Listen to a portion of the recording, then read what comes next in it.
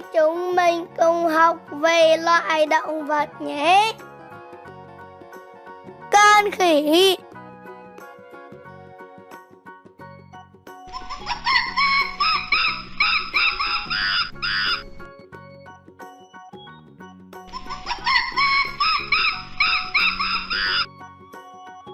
Con khỉ.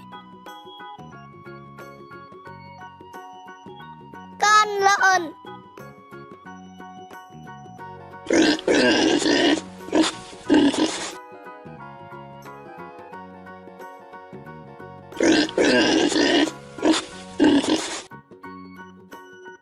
Con lợn.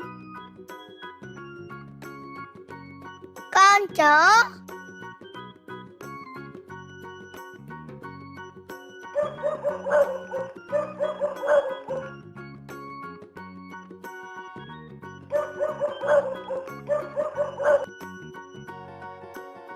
Con chó. Con mèo.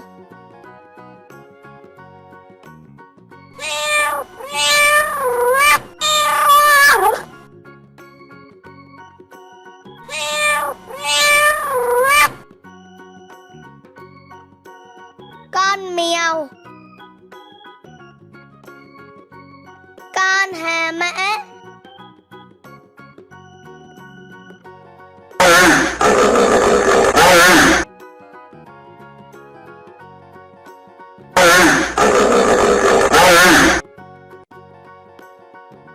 Con hà mã. Con hươu cao cổ.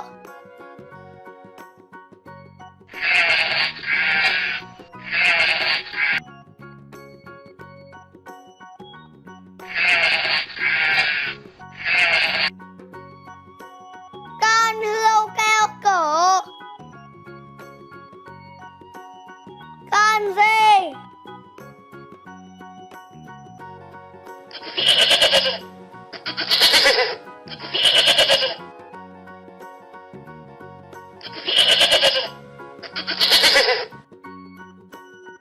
Con dê. Con ngựa vằn.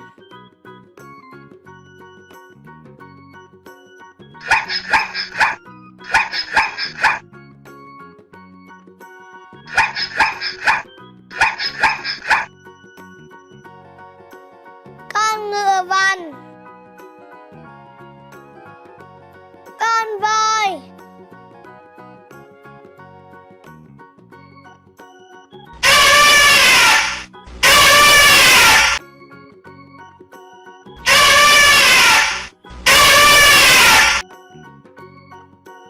Con voi. Con bò sữa.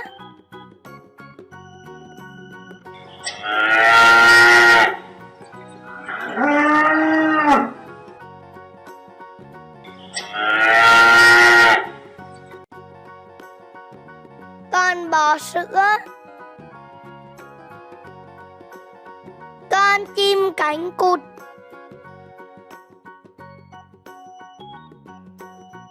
Con chim cánh cụt.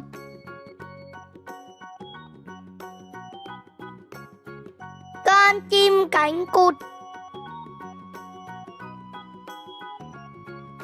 Chúng ta cùng học lại nhé. Con khỉ.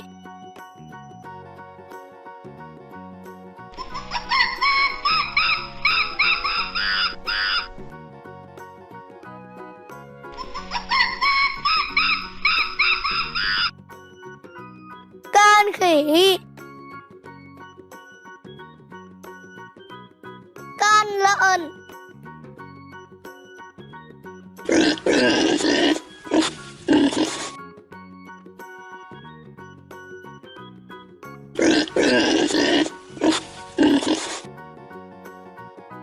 Con lợn. Con chó.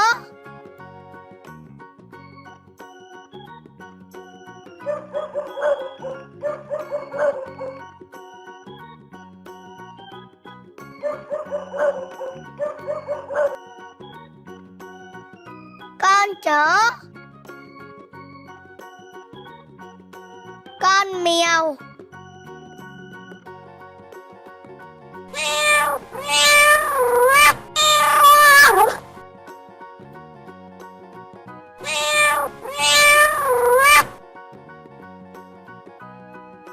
Con mèo. Con hà mã.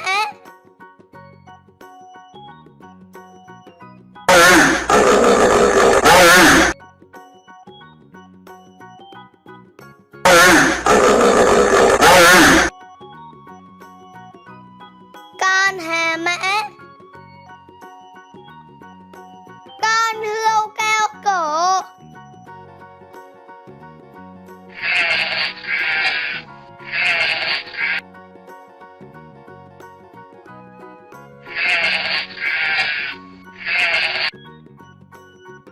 Con hươu cao cổ.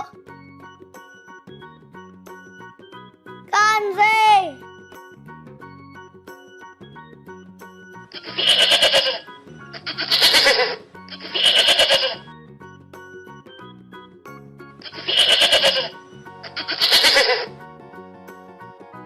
Con dê. Con ngựa vằn.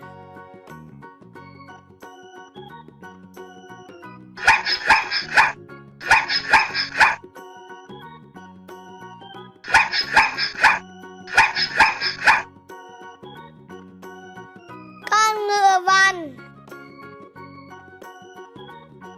Con voi.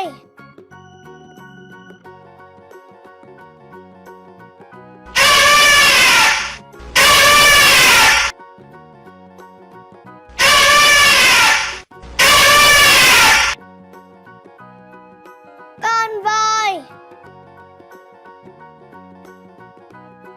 Con bò sữa.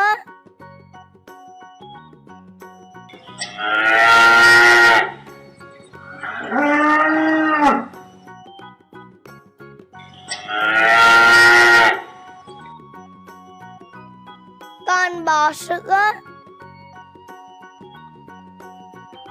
Con chim cánh cụt.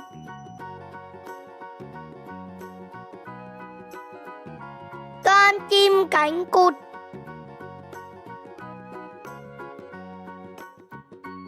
Con chim cánh cụt.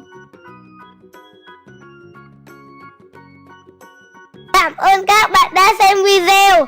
Các bạn nhớ đăng ký kênh Dạy Trẻ Thông Minh sớm để xem video mới nhất trên kênh nhé. Đây là con nhím.